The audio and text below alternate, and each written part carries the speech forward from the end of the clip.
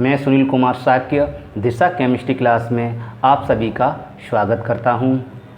आज की क्लास में चैप्टर नंबर फर्स्ट, जिसका नाम है रसायन की कुछ मूलभूत अवधारणाएं, मतलब बेसिक कंसेप्ट ऑफ केमिस्ट्री, ये आप देख पा रहे हो स्क्रीन पर लिखा हुआ है। इस चैप्टर से रिलेटेड आपका लेक्चर नंबर 3 स्टार्ट होने जा रहा है। इससे पहले हमने 2 लेक्चर दे दिए हैं इस चैप्टर से रिलेटेड। तो इस चैप्टर में क्या खास है, इस चैप्टर में स्टार्ट करते हैं द्रव्य, मैटर। द्रव्य क्या होता है? द्रव्य को आप सभी स्टूडेंट जानते हैं, पदार्थ भी कहते हैं। ये आपने 9th क्लास में, शायद मैंने समझता हूँ 9th क्लास में आपने पढ़ रखा होगा कि द्रव्य क्या है, मैटर बोलते हैं। द्रव्य किसे कहते हैं? डेफिनेशन आपने सुन रखी होगी। द्रव्य वह वस्तु है जो स्थान घेरती है और जिसमें द्रव्यमान होता है, अर्थात द्रव्यमान रखती है, तथा जिसको हम देख भी सकते हैं और अनुभव भी कर सकते हैं। जैसे हवा आपको दिखाई नहीं दे रही लेकिन अनुभव तो कर सकते हो। तो इसलिए हम कह सकते हैं द्रव्य वह वस्तु है जो स्थान घेरती है और द्रव्यमान रखती है, जिसको हम देख सकते हैं और अनुभव कर सकते हैं। क्लियर हुआ? लेकिन आपको नहीं पता होगा ये द्रव्य क्या है। एक तरह का ईश्वर है बेटा। आप इसको ईश्वर मान सकते हो, आप इसको अल्लाह मान सकते हो, आप इसको वाहिगुरु रूप मान सकते हो। यही है जिससे पूरी सृष्टि, पूरी कायनात बनी हुई है। कौन है? द्रव्य। कैसे है द्रव्य? इससे पूरी कायनात कैसे बनी हुई है? इसके साथ एक और नई चीज़ है जिसमें द्रव्यमान नहीं होता। इसके अंदर द्रव्यमान होता है, इसके अंदर द्रव्यमान नहीं होता। यह है ऊर्जा, जिसको एनर्जी कहते हैं। इस एनर्जी में यदि हम एनर्जी को द्रव्य के अंदर मिला दें, अर्थात द्रव्यमान को न द्रव्यमान वाले में दोनों को मिला दें, जिसके अंदर द्रव्यमान है और जिसके अंदर द्रव्यमान नहीं है, दोनों को मिक्स कर दें तो पूरा ब्रह्मांड बनता है। ये खोज की है वैज्ञानिकों ने। तो ब्रह्मांड की उत्पत्ति कहाँ से हुई? द्रव्य से हुई। और द्रव्य को क्या कहा जाता है? सभी धर्मों में अलग अलग नाम दिया गया है। ईश्वर कहा गया, अल्लाह कहा गया, वाहिगुरु कहा गया, गॉड कहा गया। लेकिन वास्तव में साइंस क्या कहती है? पूरी प्रकृति, जो प्रकृति है वो किससे बनी है? पूरा ब्रह्मांड जो बना है, खगोल, अंतरिक्ष, तारामंडल, पृथ्वी, गैलेक्सी, सूर्य, चंद्रमा, ठीक है, ये सब बना है। पानी, आकाश, पाताल, पृथ्वी, सब कुछ जो जिससे बना है वो है द्रव्य। ठीक है। इनको अब आप कहोगे सर कैसे? देखिए, इसको द्रव्य के 3 रूप आपने सुने होंगे, द्रव्य की 3 अवस्थाएं सुनी होंगी 9th क्लास में, ठोस, द्रव और गैस। राइट? ये ठोस, द्रव, गैस सुने होंगे। ये कहा जाता है ये त्रिदेव हैं, ब्रह्मा, विष्णु, महेश। इन तीनों को मिक्स ईश्वर की संज्ञा देते हैं। इसी ईश्वर से, अर्थात इन तीनों ने ही मिलकर इस ब्रह्मांड की रचना की है। इसीलिए इन तीनों को ब्रह्मांड का रचयिया बोलते हैं, ब्रह्मांड का निर्माणकर्ता बोला जाता है। आइए जानते हैं कैसे ब्रह्मांड का निर्माता क्यों बोलते हैं। अब आप जानेंगे, एक एक करके देखेंगे। देखिए, पहले आपने देखा ठोस। आप सभी स्टूडेंट जानते हैं पृथ्वी पर या वायुमंडल में या ब्रह्मांड में या तो वो वस्तु ठोस के रूप में मिलेगी, पक्का आप चेक कर सकते हैं, या फिर गैस के रूप में मिलेगी या फिर द्रव के रूप में मिलेगी। इन तीनों के अलावा कोई रूप नहीं होगा, पक्का चैलेंज। ठीक है। अच्छा, ये वैज्ञानिकों ने प्रूव किया, हमने नहीं किया। वैज्ञानिकों को बताया ये ठोस, द्रव और गैस मुझे दिखाई भी देता है, तो या तो ठोस मिलेगी या द्रव या गैस के रूप में मिलेगी। लेकिन वास्तव में आज हम आपको बता दें ये 3 रूप के अतिरिक्त, अर्थात ब्रह्मा, विष्णु, महेश के अतिरिक्त और भी हैं। जैसे कि आपने देखा हनुमान भी है ना, गणेश भी है, अर्थात और भी हैं जिससे इस प्रकृति का या पृथ्वी का या ब्रह्मांड का निर्माण हुआ है। चलिए देखते हैं। लेकिन वास्तव में इन तीनों को ही माना जाता है, इन तीनों को ही। इसीलिए आपने 9th क्लास में केवल 3 ही अवस्थाएं सुनी होंगी, चौथी अवस्था नहीं सुनी होगी, ठोस, द्रव और गैस।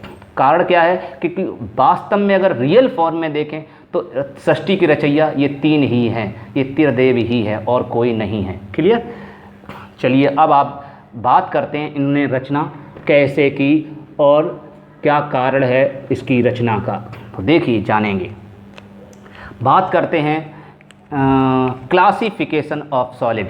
ये आपने डेफिनेशन समझ में आ गई, तो डेफिनेशन को लिख लीजिए, ये स्क्रीन पर लिखी हुई है, लिख लीजिए कि वे पदार्थ वह वस्तु जिसमें द्रव्यमान होता है और जो स्थान घेरती है उसे हम द्रव्य कहते हैं। या जो लिखी हुई वो लिख लो, वह वस्तु, ठीक है, जो स्थान घेरती है और द्रव्यमान रखती है उसे हम द्रव्य कहते हैं। ठीक है, जैसे बहुत सारी चीज़ें हैं आपकी। अब नेक्स्ट स्लाइड डालेंगे, द्रव्य का या द्रव्यों का वर्गीकरण, क्लासिफिकेशन ऑफ मैटर। अब द्रव्य को किन के रूपों में बांटा गया, तो हम बात करते हैं द्रव्यों का वर्गीकरण। बेटा क्लासिफिकेशन क्या है कि द्रव्य को 2 वर्गों में विभाजित किया गया। आपने अभी 3 रूप सुने थे, देखिए 3 रूप कैसे आते हैं, देखते जाइए। पहला है भौतिक वर्गीकरण, अर्थात भौतिक वर्गीकरण के आधार पर फिजिकल क्लासिफिकेशन। दूसरा है केमिकल क्लासिफिकेशन, रासायनिक वर्गीकरण। क्लियर? भौतिक वर्गीकरण की बात करें तो भौतिक वर्गीकरण के आधार पर जो द्रव्य हैं अर्थात पदार्थ हैं, उन पदार्थ को 3 रूपों में आपने सुना होगा, ठोस, दूसरा है आपका द्रव, तीसरा आपका है गैस। 3 रूपों में सुना होगा, लेकिन आपको हम बता दें एक चौथा रूप भी होता है जिसका नाम है प्लाज्मा। प्लाज्मा अवस्था, अर्थात एक प्लाज्मा अवस्था भी होती है। और 5वीं अवस्था बोस-आइंस्टीन अवस्था, बोस-आइंस्टीन कंडेंसेट अवस्था, कंडेंसेट अवस्था भी होती है। ये चौथी और 5वीं अवस्था भी कही जाती हैं। सुनिए कारण क्या है। ये दोनों अवस्थाएं इनसे ही बनी हुई हैं, इन तीनों देवों से ही ये अवस्थाएं बनी हुई हैं। आपने देखा जो हनुमान जी का रूप है वो हनुमान जी शंकर जी का रूप है ना, मतलब इन्हीं से अंदर से ये बना है। ठीक है, ऐसे गणेश भी इन्हीं से मिलकर बने, ऐसे मान के चलिए। लेकिन रियल रूप में केमिस्ट्री ये कहती है ये सृष्टि की रचयिता केवल इन ठोस, द्रव और गैस ने ही की है। ठीक है, अच्छा, तो इसकी 5 अवस्थाएं होंगी। इसका मतलब भौतिक वर्गीकरण के आधार पर इन्हें 5 भागों में विभाजित किया गया। रासायनिक वर्गीकरण क्या होता है? रासायनिक वर्गीकरण के आधार पर 2 भागों में बांटा गया, एक शुद्ध पदार्थ, एक होता है मिश्रण। इस मिश्रण को अशुद्ध पदार्थ मत बोल देना क्योंकि इसमें शुद्ध भी होते हैं। ठीक है, शुद्ध पदार्थ को 2 भागों में बांटा गया। शुद्ध पदार्थ भी 2 प्रकार के होते हैं, एक होता है तत्व शुद्ध पदार्थ, दूसरा होता है यौगिक शुद्ध पदार्थ। तत्व भी शुद्ध है, यौगिक भी शुद्ध है। मिश्रण को 2 भागों में बांटा गया है, एक होता है समांगी मिश्रण, होमोजीनियस सॉल्यूशन, एक होता है विषमांगी मिश्रण, मतलब हीट्रोजीनियस सॉल्यूशन। एक एलिमेंट एक कंपाउंड, ठीक है, प्योर सबस्टांस। तत्व भी 3 भाग में बांटा गया। तत्व भी 3 प्रकार के होते हैं, धातु, अधातु, उपधातु। यौगिक भी 2 भागों में बांटा गया, एक कार्बनिक यौगिक, एक अकार्बनिक यौगिक। क्लियर? ये आपका वर्गीकरण जो क्लासिफिकेशन है, हो सकता है छात्रों को इस बोर्ड पर दिखाई नहीं दे रहा हो, इसलिए हमने एक आपकी व्यवस्था कर दी है। इसको आप स्क्रीन पर लिख लीजिए, ये लिखी स्क्रीन, इस स्क्रीन पर आप इसको नोट कर लें फटाफट। दिखाई दे रहा है? ये स्क्रीन है, स्क्रीन पर इसको नोट कर लेंगे तो आपको अच्छा समझ में आ जाएगा। जल्दी से नोट करो फटाफट।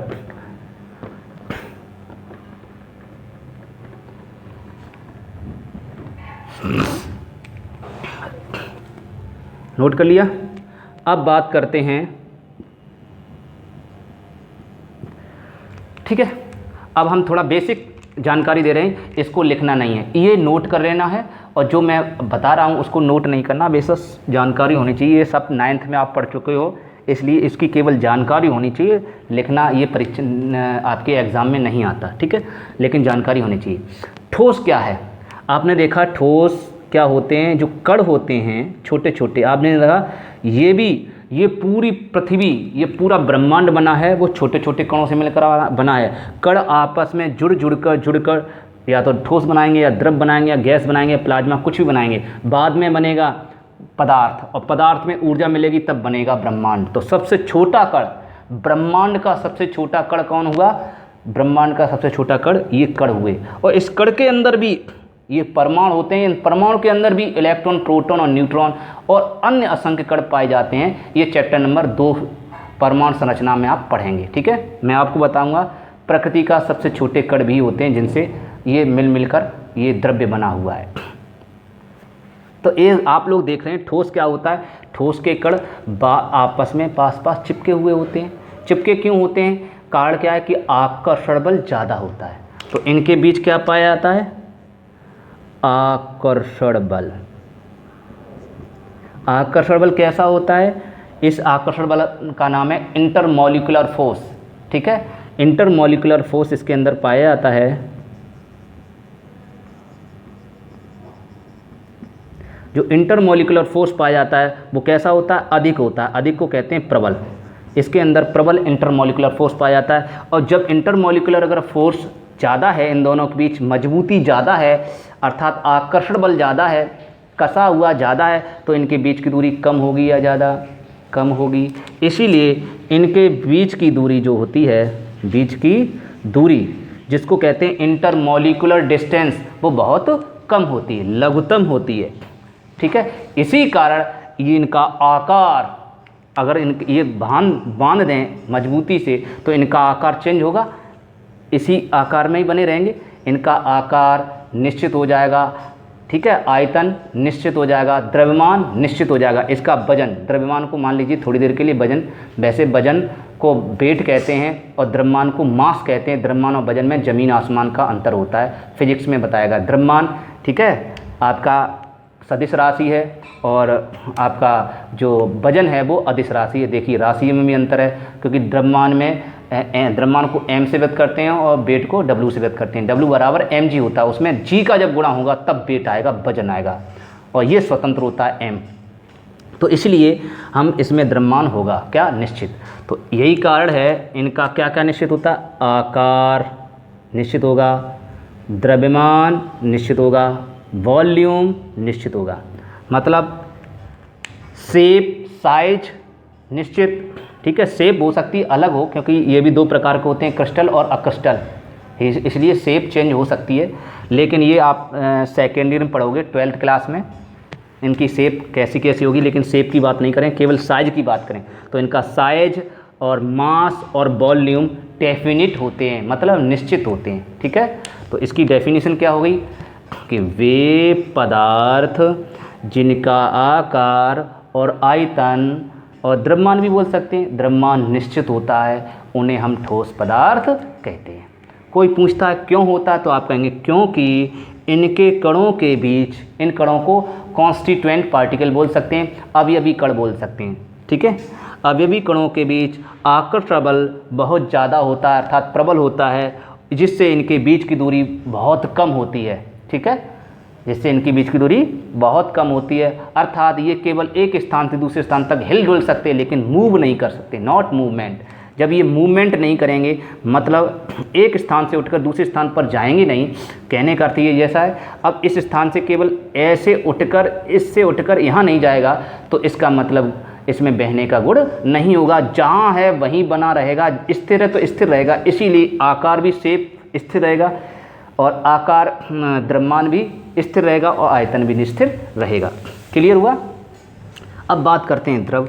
द्रव में क्या होता है? द्रव में जो ये अवयवी कण हैं वो थोड़ी दूरी पर अरेंज होते हैं इस तरह से, मतलब इनके बीच आकर्षण बल है वो कम होता है। तो इसीलिए जब आकर्षण बल कम होगा, आकर्षण बल कम होगा, आकर्षण बल को रस्सी मान लीजिए, अगर रस्सी कम होगी, कमज़ोर होगी, ढीली होगी, तो ये वाला कण उठकर इधर आ सकता है और ये वाला कण इधर आ सकता है, मूवमेंट हो सकता है। तो जब मूवमेंट हो सकता है तो इनमें बहने का गुण हो सकता है। एक स्थान से दूसरे स्थान पर जाने का मतलब है बहने का गुण होना, तो इनके अंदर बहने का गुण भी हो सकता है, होता है, हो सकता क्या है, इसलिए द्रव बहते हैं जैसे कि पानी। क्लियर हुआ? क्योंकि इनके कण के बीच आकर्षण बल कम होता है ठोसों से। अब आकर्षण बल ठोसों से कम होगा तो बीच की दूरी ठोसों से ज़्यादा होगी, बीच की दूरी थोड़ी ज़्यादा है। ठीक है, जब बीच की दूरी ज़्यादा होगी तो देखिए आकार बदल गया, ये आकार नहीं बदल गया, अभी ये काला इधर इस साइड में था, अब काला इधर आ गया, तो आकार बदल गया, लेकिन आयतन और द्रव्यमान नो चेंज। देखिए द्रव्यमान, इसका वजन अगर तौलें तो उतना ही आएगा 2 पेनों का, क्योंकि ये अभी निकल के तो बाहर गया नहीं, तो 2 पेनों का जितना वजन है जितना द्रव्यमान है, चाहे इधर कर दो तब भी द्रव्यमान उतना ही होगा, जब भी द्रव्यमान उतना ही। तो द्रव्यमान चेंज नहीं होता, अर्थात इसका आयतन चेंज नहीं होता। द्रव्यमान का रिलेशन एक तरह से आयतन से होता है। क्लियर हुआ? द्रव्यमान आयतन सेम होते हैं एक तरह की बात। क्लियर होगी? तो इसकी डेफिनेशन क्या होगी कि वे पदार्थ जिनका आकार निश्चित नहीं होता, आकार बदल गया क्योंकि काला इधर आ गया, आकार माने होता है छोटा बड़ा होना, तो आकार जिस आकार में बदले रखे जाते उसी आकार को ग्रहण कर लेते हैं। तो क्या वो इसकी डेफिनेशन होगी, वे पदार्थ जिनका आकार निश्चित नहीं होता लेकिन द्रव्यमान और आयतन निश्चित होते हैं, उन्हें द्रव कहते हैं, लिक्विड कहते हैं। क्लियर? कोई पूछता है क्यों होते हैं, क्योंकि इनके कणों के बीच आकर्षण बल ठोसों से कम होता है और बीच की दूरी ठोसों से ज़्यादा होती है। क्लियर? अब बात आती है गैस। गैस में आकर्षण बल ना के बराबर होता है, आकर्षण बल नहीं होता, गैस के और बहुत दूर दूर होते हैं। इसका मतलब इंटरमॉलिक्यूलर डिस्टेंस बहुत ज़्यादा होती है और इंटरमॉलिक्यूलर फोर्स नगण्य होता है, नहीं होता। इसीलिए इनमें बहने का गुण सर्वाधिक होता है, इसीलिए हवा तेज़ी से चलती है। ये स्लो स्लो चलते हैं, धीरे धीरे बहते हैं, और ये बहुत तेज़ी से बहते हैं, और ये बहते ही नहीं क्योंकि ये स्थिर रहते हैं, जमे होते हैं, चिपके हुए होते हैं। क्लियर हुआ? तो वे पदार्थ जिनका ना तो आकार निश्चित होता, ना आयतन निश्चित होता, ना ही द्रव्यमान निश्चित होता है, सब चीज़ अनिश्चित होती है, उन्हें हम गैस कहते हैं। तो मैं समझता हूँ आपको ये चीज़ समझ में आ गई। ये लिखना नहीं है, नोट नहीं करना, ठीक है, छोटी मोटी चीज़ है ये। अब बात आती है प्लाज्मा।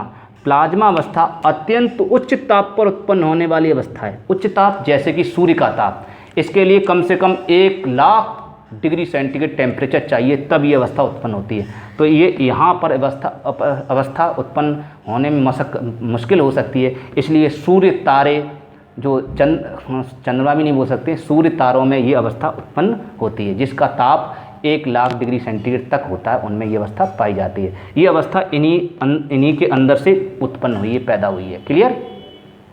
तो प्लाज्मा अवस्था। बोस-आइंस्टीन कंडेंसेट अवस्था क्या होती है? कंडेंस माने संघनित, ठंडा होना।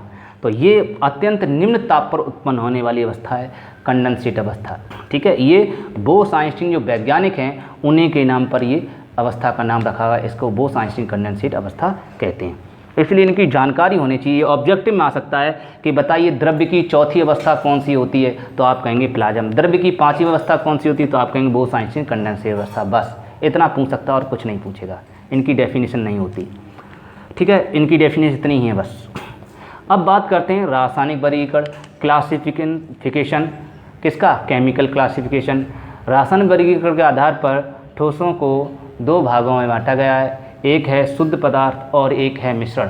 बात करते हैं शुद्ध पदार्थ, प्योर सबस्टांस। प्योर किसे कहते हैं? जिसमें किसी तरह की मिलावट ना हो, ठीक है, जिसमें किसी तरह की मिलावट ना हो उसको प्योर कहते हैं, आप सभी जानते हैं।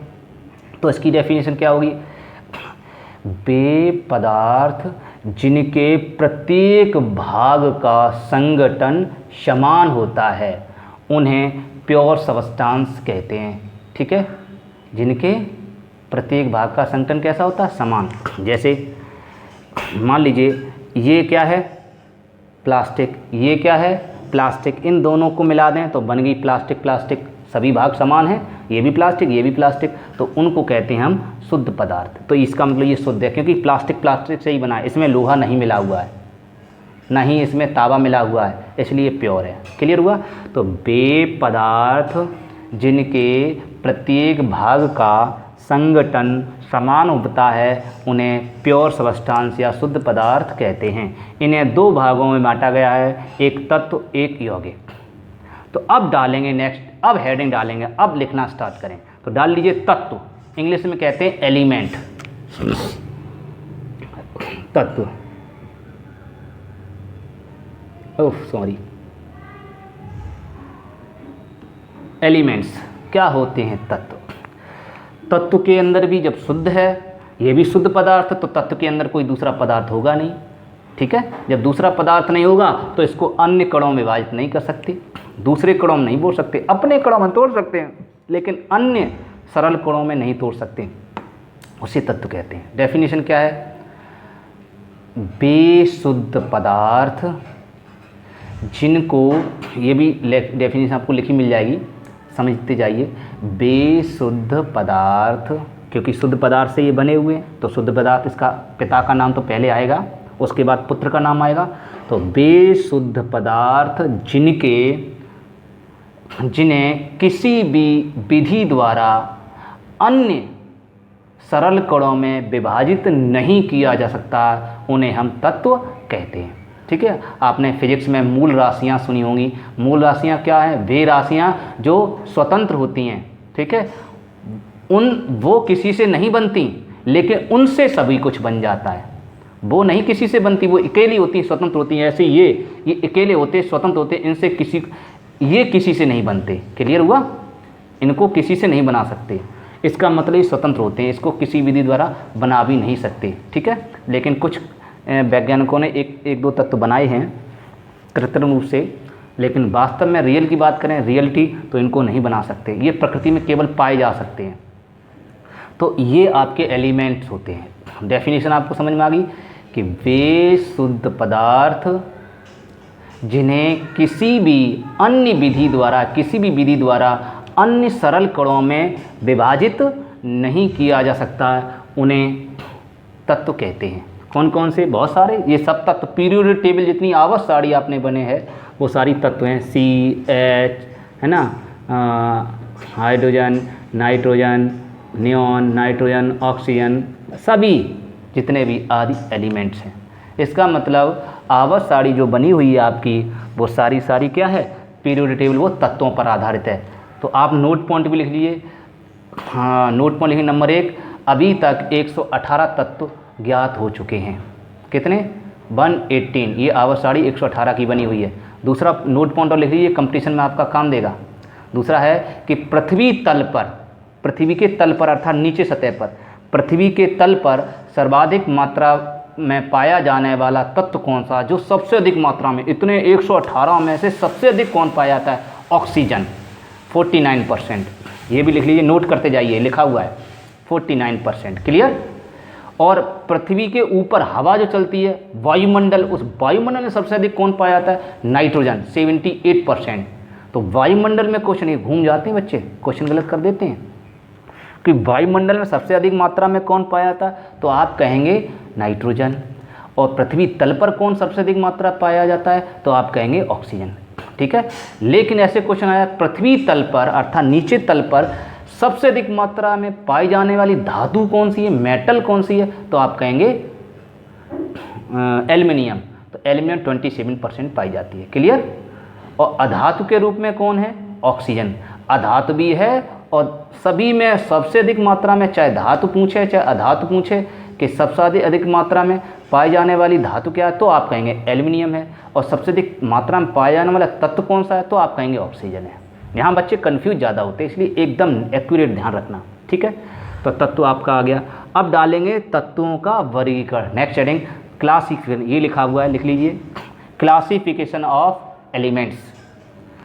तो लिखेंगे तत्व को 3 वर्गों में विभाजित किया गया है। नंबर 1 धातु, इसका नाम है मेटल। नंबर 2 अधातु, इसका नाम है नॉन मेटल। और नंबर 3 है उपधातु अर्थात मेटेलॉइड। तो आपको समझ में आ गया। अब बात करते हैं धातु क्या होती है, अधातु क्या होती है। तो पहली हेडिंग डालेंगे, सभी स्टूडेंट डालें। पहली हेडिंग है मेटल, METAL, मेटल्स, धातु। मेटल्स क्या होते हैं, आइए जानते हैं। देखिए बेटा, मेटल्स किसे कहते हैं? मेटल्स वे होती हैं जो इलेक्ट्रॉन दान करती हैं, इलेक्ट्रॉन देती हैं, उन्हें क्या कहते हैं? मेटल्स कहते हैं। और नॉन मेटल्स किसे कहते हैं? नॉन मेटल्स किसे कहते हैं? नॉन मेटल्स के उसे कहते हैं जो इलेक्ट्रॉन, ये वाले इलेक्ट्रॉन लेती हैं, इलेक्ट्रॉन लेती हैं। इलेक्ट्रॉन लेने वाले को नॉन मेटल, इलेक्ट्रॉन देने वाले को मेटल कहते हैं। यहाँ तक क्लियर हुआ? एकदम क्लियर हुआ? कोई समस्या हो तो बताएं। तो इसकी डेफिनेशन क्या बनेगी कि वे तत्व, या बे पदार्थ बोल दो, जो इलेक्ट्रॉन त्याग कर अर्थात देकर धनायन बनाते हैं उन्हें धातु कहते हैं। धन अर्थात धातु, तो उन्हें धातु कहते हैं। धातुओं में धारा बहेगी, धातु अर्थात धारा, धा का मतलब धारा और धा का मतलब धातु। धातुएं होंगी तो सुचालक होंगी, सुचालक होंगी तो चमक होगी, सुचालक चमक, तो सुचालक में चमक होती है, आघात वर्धनी होती है। आपको गुण लिखाएंगे अभी, समझ लेना। तो इतनी बात समझ में आ गई। ये धातु किसे कहते हैं? वे तत्व या पदार्थ जो इलेक्ट्रॉन त्याग कर धनायन बनाते हैं उन्हें धातु कहते हैं। अब कैसे पहचानें धातु कौन कौन सी होती है? लिख लीजिए, Na है, Mg है, K है, Ca है, बहुत सारी हैं, Fe है, Ag है, मतलब सभी। अब धातुएं आपको हम पहचानना, वैसे ये चैप्टर नंबर 4 में पहचानना सिखाया गया है कि धातु कौन सी, अधातुएं कौन सी, लेकिन हम आपको अभी वीडियो डाल देंगे जिससे आपको धातु अधातु समझ में आ जाएंगी। इधर वाली धातुएं, अधर वाली, एक टेबल बना देंगे आवर्त साड़ी, उससे आपको रिएक्शन करने में भी आसानी हो जाएगी, किस पर कितना चार्ज होगा वो भी समझ में आ जाएगा। इसलिए मैं आपको उसको इसी लेसन में, इसी चैप्टर में आपको थोड़ा बेसिक जानकारी देंगे जिससे कि आपको रिएक्शन करने में और न्यूमेरिकल करने में भी आसानी हो जाएगी। इसलिए हम बेसिक से स्टार्ट करते हैं। बेसिक इसका क्या होगा, इसके बाद अब बेसिक स्टार्ट हो जाएगा आपका, वो आपका 9th में भी पढ़ चुके हो और अब पढ़ोगे तो वो चैप्टर नंबर 4 में। अब मैं क्या कर सकता हूँ, वो 4 में, वो भी नहीं 4 में नहीं, 6 में, शायद 6 में है। बताओ 6 में लेसन, ये कायदा में आवर्त साड़ी, ये किताब वालों को आवर्त साड़ी पहले बनाना चाहिए, आवर्त साड़ी वाले लेसन, ठीक है, कायदा में, तो बच्चा अच्छा सीखता है। लेकिन कोई बात नहीं, हम आपको सिखा देंगे। अब ये मेटल्स कैसे चेक करते हैं, ये ले लिया। अब इसका आपको एटॉमिक नंबर पता होना चाहिए, परमाणु क्रमांक। तो Na का परमाणु क्रमांक कितना होता है? 11। इसका एटॉमिक वेट कितना होता है? परमाणु भार 23। ये दोनों याद होने चाहिए, इसीलिए आपको टेबल हम बना के देंगे, तभी आपको समझ में आएगा। लेकिन अभी मान लीजिए, आपको याद होना चाहिए 11 होता है, कुछ छात्रों को याद होगा इसका परमाणु क्रमांक 11 होता है। अब आपने एक वैज्ञानिक का नाम सुना होगा, बोरबरी। 2 वैज्ञानिक हैं, बोर और बरी। उन्होंने एक नियम दिया था, उस नियम को बोरबरी योजना के नाम से जानते हैं। उन्होंने क्या कहा था कि 11 स्टूडेंट अगर एडमिशन लेते हैं तो ये आपका नाभिक है, नाभिक आप जानते हैं, न्यूक्लियस आपका ठोस होता है। आपने पढ़ा होगा रदरफोर्ड का अल्फा कण प्रकीर्णन प्रयोग, रदरफोर्ड 9th क्लास में पढ़ा होगा कि रदरफोर्ड ये कहता है कि अंदर का जो नाभिक होता है वो कठोर होता है, ठोस होता है।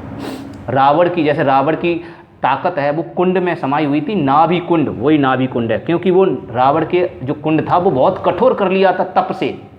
उसने तप करके बहुत कुंड को, अपने नाभि को बहुत कठोर बना लिया था, इसीलिए इतनी आसानी से नहीं मरा था। लेकिन कहीं स्थान थोड़ा सा लूज हो गया था, इसीलिए बाद में वो ख़त्म हो गया था, मर गया था। वैसे याद रखेंगे, ये कठोर होता है। तो पहली क्लास, ये वाली पहली क्लास कहलाती है। इसको कक्षा बोलते हैं, क्या बोलते हैं? कक्षा, या कोष भी बोलते हैं, सेल।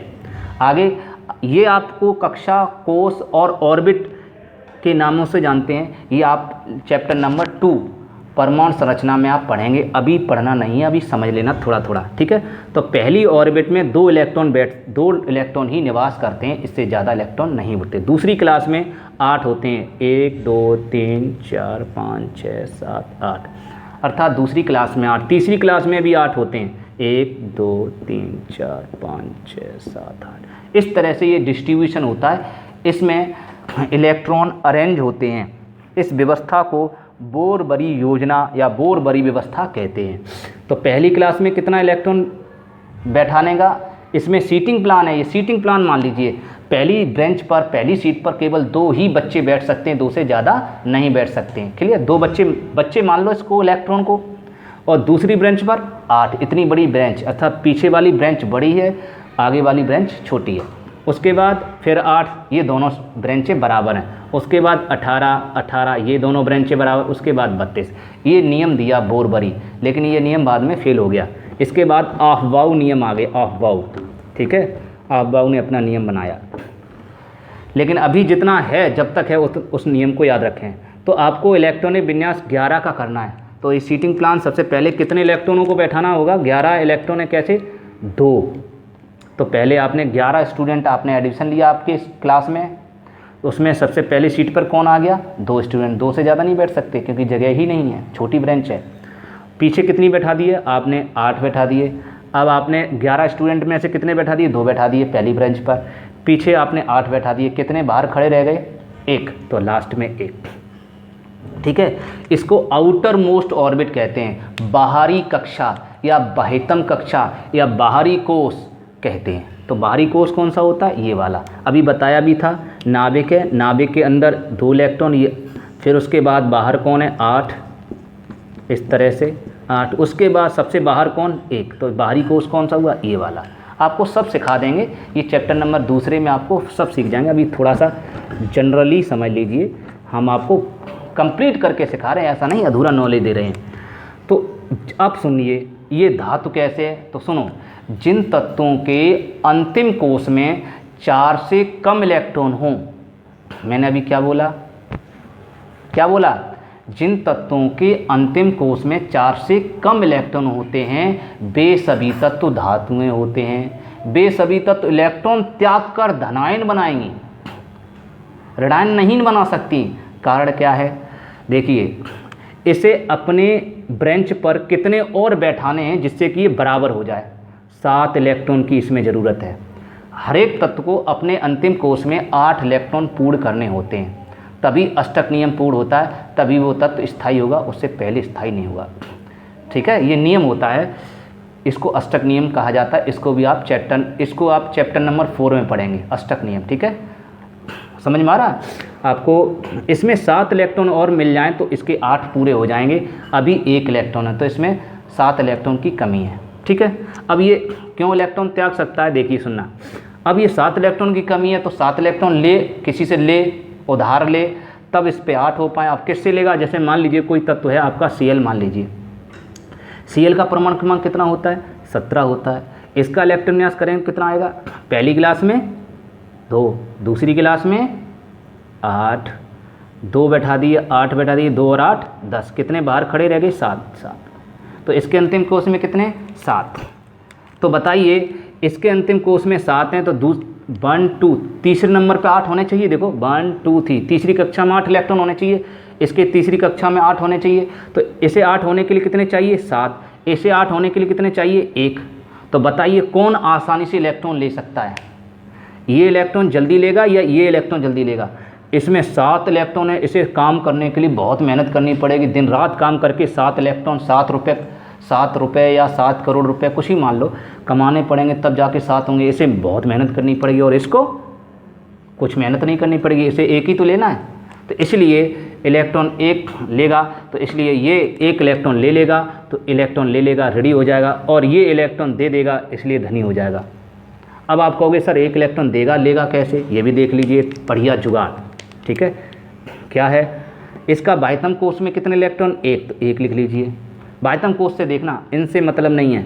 बाह्यतम कोष में 1, इसके बाह्यतम कोष में कितना है? 7। अर्थात आपको Na से कबड्डी करनी है, आपको Cl, Na की तरफ जो Na सोडियम है उसकी तरफ कितने इलेक्ट्रॉन? 1, और क्लोरीन की तरफ कितने इलेक्ट्रॉन? 7 इलेक्ट्रॉन। अर्थात इधर 7 लोग हैं।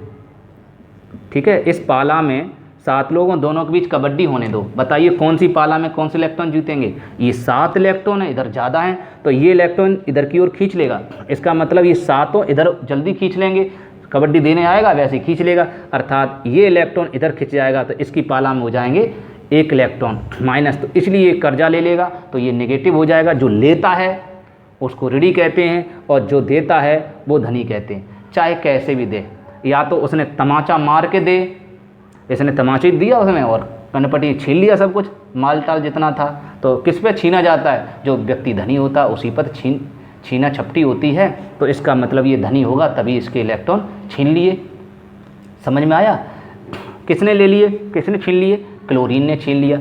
इसका मतलब सोडियम धनी इलेक्ट्रॉन होगा। और धनी को कहते हैं धातु, और धातु को कहते हैं धन, धारा बहने वाली। तो इसलिए ये धारा होगी, धारा होगी तो चालक होगी। क्लियर हुआ? इसने इलेक्ट्रॉन दे दिया, इसका मतलब इसके 1 इलेक्ट्रॉन दे देगा तो इसके बाह्यतम कोश से इलेक्ट्रॉन हट जाएगा, तो अब बाह्यतम कोश कौन सा हो जाएगा, ये ब्रांच बिल्कुल खाली हो गई। जब कोई बात नहीं, ब्रांच खाली होगी तो बाह्यतम कोश ये वाला हो जाएगा, वो कोश खत्म हो जाएगा। इसमें नियम होता है जैसे ही कोश खाली हो जाएगा वो क्लास अपने आप समाप्त हो जाएगी, अपने आप। तो ये क्लास अब बाह्यतम कोश ये कहलाएगी। तो इसके बाह्यतम कोश में 8 हो गए, ठीक है। और इसके बाह्यतम कोश ने 1 इलेक्ट्रॉन दे दिया, इसके बाह्यतम कोश में 8 हो गए। देखो इसके में भी 8 हो गए, इसमें भी 8 हो गए। तो हर एक तत्व को अपना अष्टक पूर्ण करना होता है, तभी वो स्थायी होता है। अब जैसे ही 8-8 हो जाएंगे, अर्थात अब ये दोस्त बन गए कि इसने इसके में 8 बना दिए और इसने उसके में 8 बना दिए, तो इसलिए दोनों दोस्त हो गए। दोनों दोस्त हो गए तो पास पास आ जाएंगे, और जब ये पास हो जाएंगे, ये प्लस हो जाएगा, ये माइनस हो जाएगा, पास हो जाएंगे। आप जानते हो प्लस माइनस एक दूसरे को क्या करते हैं, अट्रैक्ट करते हैं। तो अट्रैक्ट करेंगे तो ये आपस में क्या चिपक जाएंगे और नमक का कण बना लेंगे, अर्थात NaCl का निर्माण कर लेंगे, ठीक है। तो आप ये नेक्स्ट क्लास में NaCl कैसे बनता है ये भी आप जान जाओगे। ऐसे ही और भी तत्व हैं, ऐसे आपने Na2CO3 ऐसे बनता है, और Na3PO4 ऐसे बनता है। अगर ये कंपाउंड बनाना अगर किसी छात्र को सीखना है तो ये सीख जाओगे, तो ये रिएक्शन आपको करना सीख जाओगे। इसके लिए हमने एक अपने प्लेलिस्ट पर, यूट्यूब चैनल पर प्लेलिस्ट है, उस प्लेलिस्ट में एक आ गया केमिस्ट्री का ब्रह्मास्त्र, रसायन विज्ञान का ब्रह्मास्त्र। ये ब्रह्मास्त्र है जिसकी सहायता से पूरी रिएक्शनों को हम झटके में कर सकते हैं, कि ये बच्चे नहीं जानते। कोई भी स्टूडेंट आप पूछ लेना, जिसने BSc कर ली हो, MSc भी कर ली हो, वो कोई भी स्टूडेंट ये नहीं जानता कि इस P के साथ 3 आएगा या P के साथ 4 आएगा, ये नहीं जानता। अगर ये आपको सीखना है तो हमने उसमें सिखाया है। ये हमारी खोज है, न्यू खोज, ये कहीं मिलेगी नहीं, किसी पे नहीं मिलेगी, हमने खोजा है। इसके नीचे 3 क्यों आ जाता है, इसके नीचे 4 क्यों आ जाता है, अगर ये सीख लिया तो ये भी आपको समझ में आ जाएगा। इसके यहाँ 3 क्यों आ गए, इसके यहाँ 2 क्यों आ गए, इसका नाम सोडियम कार्बोनेट, इसका नाम सोडियम फॉस्फेट, ठीक है, इसका नाम सोडियम क्लोराइड, यहाँ 1-1 क्यों आ गया, ये सब समझ में आ जाएगा, ठीक है। यहाँ छात्रों को SO3 पर 2 नेगेटिव, इसका नाम है सल्फाइट, अब इसका नाम सल्फाइट क्यों पड़ा, ये भी आपको उसी में मिलेगा। इसके नीचे 3 क्यों आ गए और ऊपर 2 नेगेटिव क्यों आ गए, ये कोई नहीं जानता। यही चीज़ कठिन है और इसी को सिखाने के लिए हमने बहुत मेहनत की है, तब जाके उसकी खोज कर पाई है। इसलिए आपको सीखना है तो आप उसको देख लेना, और आगे डिटेल हम आपको नेक्स्ट क्लास में जब हम कराएंगे तब आपको सिखा देंगे, ठीक है। तो आपने देखा कि धातु क्या होती हैं, ठीक है। अब बात करते हैं, तो 1-2 और देख लिए। Mg भी धातु है। Mg का परमाणु क्रमांक का होता है 12 का इलेक्ट्रॉनिक कॉन्फ़िगरेशन करेंगे कितना आएगा, 2, फिर 8, अंत में 2, इसका मतलब 4 से कम। बाह्यतम कोश में इससे भी 4 से कम है। सीधी बात है, एक लाइन याद कर लो, टाइम खराब होगा। सीधी बात है एक लाइन की, कि जिन तत्वों के अंतिम कोश में 4 से कम इलेक्ट्रॉन होते हैं वे सभी धातुएं ही होंगी, अर्थात इलेक्ट्रॉन त्याग कर धनायन ही बनाएंगी, ठीक है। इसलिए ये भी धातु है। ये इलेक्ट्रॉन कितने त्याग रही है, 2 इलेक्ट्रॉन त्याग रही है, इसलिए इसके ऊपर 2 प्लस आ जाएंगे। 1 इलेक्ट्रॉन त्यागेगी तो 1 प्लस आएगा, 2 इलेक्ट्रॉन त्यागेगी 2 प्लस आएगा, 3 इलेक्ट्रॉन त्यागेगी 3 प्लस आएगा, ठीक है। और जिसको देगी सामने वाले के, उसके ऊपर 2 माइनस आएंगे, जिसके ऊपर 2 माइनस, S पर 2 माइनस, जिसको देंगी उस पर 2 माइनस आ जाएंगे। क्लियर, यहाँ तक आपको समझ में आ गया होगा कि कैसे रिएक्शनों ये धातुएं होती हैं। अब इसकी प्रॉपर्टी डाली हेडिंग धातुओं के गुण, ये आपकी लिखी हुई स्क्रीन पर लिख लीजिए। प्रॉपर्टीज या करैक्टरिस्टिक्स ऑफ मेटल्स, या धातुओं की विशेषताएं, या फिर धातुओं के लक्षण, या धातुओं के गुण। नंबर 1 क्या है, पहला है धातुएं इलेक्ट्रॉन त्याग कर धनायन बनाती हैं। नंबर 2 है धातुएं विद्युत और ऊष्मा की सुचालक होती हैं। नंबर 3 है धातुओं में तन्यता और आघात वर्धनीयता का गुण होता है। तन्यता को इंग्लिश में कहते हैं डक्टिलिटी, और आघात वर्धनीयता को इंग्लिश में कहते हैं मेलिएबिलिटी। ये इंग्लिश वर्ड आप लिख लेना। तो तन्यता क्या होता है, देख रहे हैं लोहा है, मान लीजिए लोहा भी एक धातु है, उसको खींचकर, लंबा खींचकर तार बना सकते हैं, तो तार बनाकर तन जाएगा, उसको हम तन्यता कहते हैं। इसका मतलब धातुओं के खींचकर हम तार बना सकते हैं, तब इस गुण को तन्यता कहते हैं। आघात वर्धनीयता क्या होता है? आकर घात मार के वो चीज़ एकदम फैल जाए, चौड़ी हो जाए। खुरपा बना लें, खुरपी सुना है, या फावड़ा बना लेते हैं, चौड़ा हो जाता है। या तवा, जो आपने रोटी वगैरह सेकते हो, तवा बना लेते हो, कढ़ाई बना लेते हो, क्यों? क्योंकि उन पर हम चोट मार कर उनको फैला लेते हैं, उसको कहते हैं आघात वर्धनीय, अर्थात बढ़ जाना। ठीक है, तो इनमें आघात वर्धनीयता का गुण होता है किसमें? धातुओं में। ठीक है, नेक्स्ट है आपका, इनके गलनांक और क्वथनांक उच्च होते हैं। ठीक है, ये आप इसको नोट करते जाएंगे। ठीक है, ठीक बात आपको समझ में आ गई। अब बात करते हैं अधातु की। इंग्लिश में कहते हैं नॉन मेटल। नॉन मेटल अधातु इसका उल्टा होता है, नाम से पता लग रहा। अ माने आ जाए, धा माने धज जाए, आ जाए धर दो, आ जाओ धर लो, आ जाओ धर लो। धर लो माने ग्रहण करना। इसका मतलब आधातु किसे होते हैं? जो ग्रहण करते हैं। नॉन मेटल माने ग्रहण करना। वो इलेक्ट्रॉन, धातुएं कौन सी होती हैं? धातुएं जो होती हैं जो इलेक्ट्रॉन देती हैं, धातुएं इलेक्ट्रॉन बाहर निकालती हैं। और अधातुएं कौन सी हैं? जो इलेक्ट्रॉन लेती हैं। अभी आपको बताया इलेक्ट्रॉन ग्रहण करती हैं। क्लियर? तो अधातु की डेफिनेशन क्या हो गई? ट्रिक से पता लगा लो। आ धातु, आ माने लेना, आ जाओ धर जाओ। तो वे पदार्थ या तत्व जो इलेक्ट्रॉन लेकर ऋणायन बनाते हैं। अब लेगा तो ऋणायन तो बनाएगा। तो इसमें इसकी अगर रिएक्शन करें, ऊपर वाले की रिएक्शन अगर लिखना चाहें, वैसे हमने नहीं लिखाई, अगर लिखना चाहें तो ऐसे लिखेंगे Na, और इलेक्ट्रॉन देगा। कितने इलेक्ट्रॉन देगा? एक। क्यों? क्योंकि इसके अंतिम कोश में एक इलेक्ट्रॉन है। तो एक इलेक्ट्रॉन देगा, क्या बदल जाएगा? Na+ में। और इसमें क्या होगा?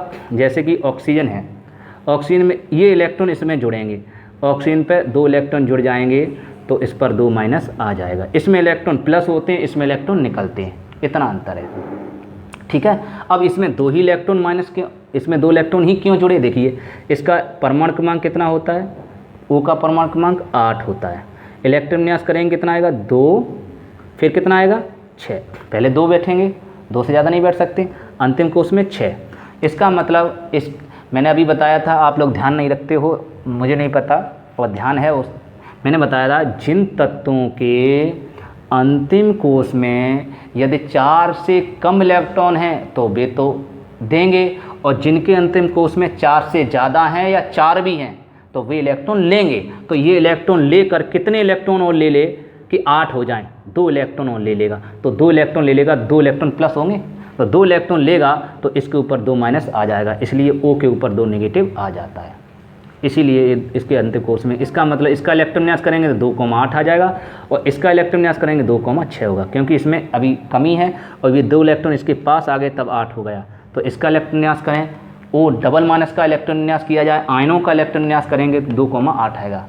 ये सारा सब कुछ आपको चैप्टर नंबर 2 में आपको सिखा दिया जाएगा, किस पर कितना प्लस होगा, कितना माइनस होगा। फिर भी हमने आपको बेसिक पे थोड़ा थोड़ा आपको समझा दिया, मुझे लगता है आपको थोड़ा की जगह शायद पूरा ही समझा दिया, आपको पूरा ही समझ में आ गया होगा। अब अधातुओं की करैक्टरिस्टिक्स हैं, अधातुओं की गुण, तो ये आप लिख लेना, इसके अपोजिट होती हैं, तो ये आपकी स्क्रीन पर लिखी हुई हैं। अधातुएं कुचालक होती हैं, अधातुएं इलेक्ट्रॉन लेकर ऋणायन बनाती हैं, अधातुओं में चमक नहीं होती है। ठीक है, अधातुएं आघात वर्धनीय और तन्य नहीं होती है, अधातुएं गलनांक कम होते हैं, न्यूनतम होते हैं। ये इसकी प्रॉपर्टीज आप कर लेना। नेक्स्ट है उपधातु, इंग्लिश में कहते हैं मेटेलॉइड, META लॉइड, हम गलत भूल रहे हैं बेटा, देख लेना आप, LLOID, हाँ अब सही है। मेटेलॉइड्स क्या होते हैं? उपधातु। आपने सुना होगा जिसमें स्त्री और पुरुष दोनों के गुण हों, उसको आप क्या कहते हैं? आप जानते हो, जिसमें दोनों के गुण हों, इसका मतलब धातु और अधातु दोनों के गुण हों, उसको उपधातु कहते हैं। इसका मतलब ये बीच वाला है, बिचौलिया। क्लियर? इसकी डेफिनेशन क्या बनेगी? वे पदार्थ जिनमें धातु और अधातु दोनों के गुण होते हैं उन्हें उपधातु कहते हैं। उपधातु केवल पूरे विश्व में केवल 7 ही हैं। कौन कौन सी? Boron, silicon, germanium, arsenic, antimony, bismuth और आपकी पोलोनियम। ठीक है, ये 7 ही हैं, इससे ज़्यादा नहीं है, लेकिन इसको भी अधिकांश मात्रा में धातु बोलते हैं। ठीक है, तो इसको आप ध्यान रखेंगे। ये 7 प्रकार की क्या होती हैं, उपधातुएं होती हैं। इनके अंदर धातुओं की प्रॉपर्टी ज़्यादा होती है, इसमें भी थोड़ी धातु ज़्यादा होती है, इसमें धातु मतलब अगर अधातु 30% होगी तो धातु 70% होगी। ठीक है, इसलिए इनको धातु उपधातु के रूप में मानते हैं। ये 50-50 होती हैं, बढ़िया। इसीलिए सबसे अच्छे आपने देखा होगा सिलिकॉन मोबाइल की चिप होती है और आपकी मदरबोर्ड की चिप होती है कंप्यूटर की, उसमें चिप में सिलिकॉन का प्रयोग किया जाता है ना। अब तो जो सोलर सेल आने लगे, उनकी बैटरियों में उनकी जो छत होती है उनमें भी सिलिकॉन चिप का प्रयोग करते हैं, क्योंकि ये अर्धचालक है, सेमीकंडक्टर, इनको सेमीकंडक्टर के रूप में भी प्रयोग करते हैं। उपधातुओं का प्रयोग अर्धचालक अर्थात सेमीकंडक्टर के रूप में भी किया जाता है। आज की क्लास में बस इतना ही।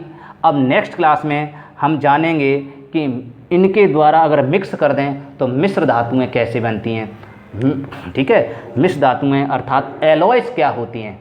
तो धातु और अधातु दोनों को अच्छी प्रकार से एक निश्चित अनुपात में मिला दें तो मिश्र धातुएं बनती हैं। नेक्स्ट क्लास में जानेंगे। यदि वीडियो अच्छा लगा हो तो प्लीज़ लाइक करें, कमेंट करें और शेयर करना ना भूलें, क्योंकि ऐसे समय में आपको ज़्यादा बच्चों को शेयर करेंगे तो हम आपको लाइव क्लास जल्दी दे सकेंगे। और आप ऐसे समय में और अपने छात्रों को भी, अपने रिश्तेदारों की, अपने भाई बंधुओं की, जो इंडिया के किसी भी कोने में रह रहा है, उन सब की आप मदद कर सकते हो, मदद कर पाओगे। ठीक है, और कमेंट भी ज़रूर किया करें, जिससे हमें मोटिवेशन मिलता है। तो कमेंट करके हमें बताएं सर हमें आपका वीडियो अच्छा लगा है, ख़राब लगा है, कैसा समझ में आ रहा है कि नहीं आ रहा है, स्क्रीन साफ दिखाई दे रही नहीं दिखाई दे रही, इस बारे में आप सभी कुछ हमें बताया करें। तब तक के लिए नमस्कार।